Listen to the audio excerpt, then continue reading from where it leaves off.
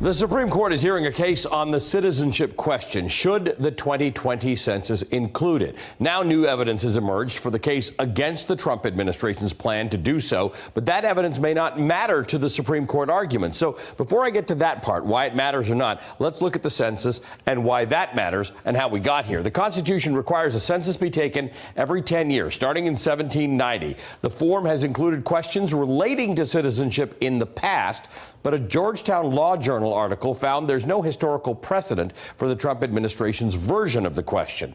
Now, according to the Washington Post, a UCLA survey found that if a citizenship question were added to the census, up to 10% of the population would likely not respond. Even an internal Census Bureau analysis predicts that a 6% decrease in non-citizen participation with the question, according to the Post.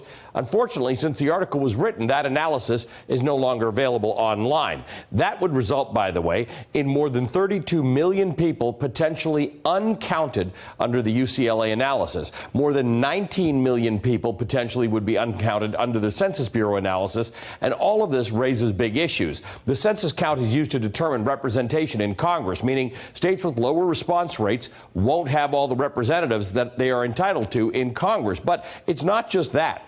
Federal funding for things like Head Start, Medicare, SNAP, highway funding, Social Security forecasts, even wellness programs and health studies like those focusing on disease distribution. These studies require the most accurate population data, not citizenship data. There's a difference. The most accurate population data possible to help inform agencies like the CDC and, in your turn, your primary care physician. For instance, think about a measles outbreak.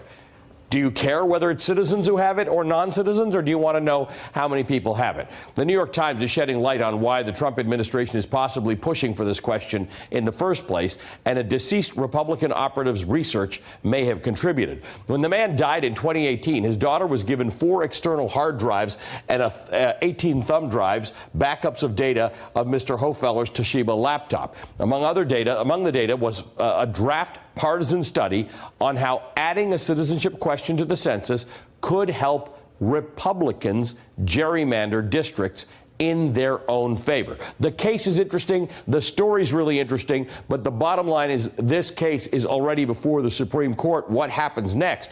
Joining me to talk about that is NBC News Justice correspondent Pete Williams. Pete, this is what most people like me would say is new evidence, except the Supreme Court has heard the arguments in this case already. That's right. The case was argued April 23rd, and there is no formal mechanism for, in essence, reopening the case. What happened is the ACLU notified the district judge that heard this case in New York and directed the Census Bureau not to add this question. That's the case that's now on appeal to the Supreme Court.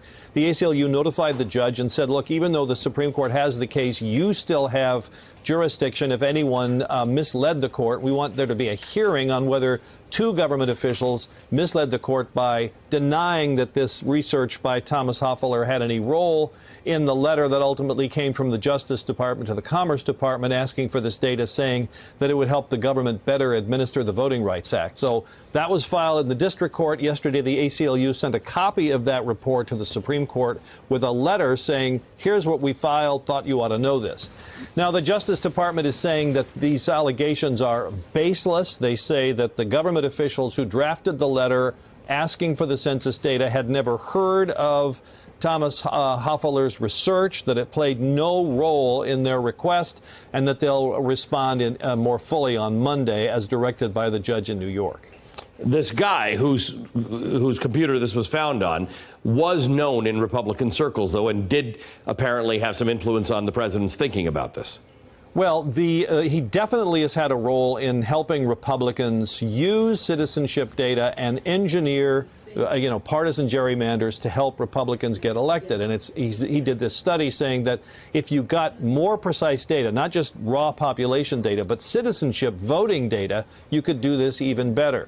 Now, the ACLU says the evidence showed that this did play a role, that a Commerce Department person advising Secretary Ross was well aware of this, and so was the Justice Department. But the government is saying, no, it didn't play a role. So that's The government, by the way, has not responded in the Supreme Court. It'll probably do what the ACLU did, which is respond to the judge in New York's request for a response from the government and then send that to the Supreme Court as well. What role that's going to play in the Supreme Court, I mean, as a purely technical matter, they're not supposed to look at evidence outside the record, and the record is what went through the lower courts. But these sort of things do sometimes come in over the transom. They're human. They'll probably read it and be aware of it. Whether it should play a role or not is a difficult question.